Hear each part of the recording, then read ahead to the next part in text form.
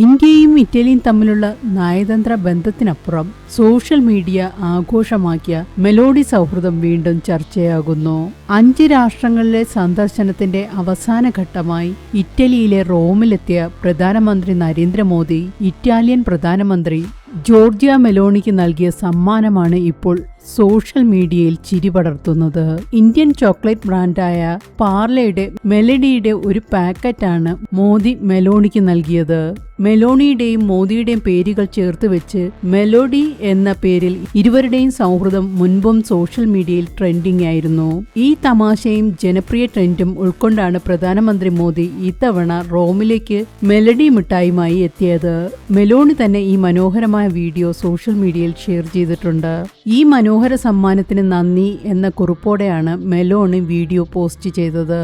പ്രധാനമന്ത്രി മോദി എനിക്കായി വളരെ മികച്ചൊരു ടോഫി സമ്മാനമായി കൊണ്ടുവന്നിട്ടുണ്ട്. മെലഡി എന്ന് മെലോണി എടുത്തു പറയുകയും ചെയ്യുന്നുണ്ട്.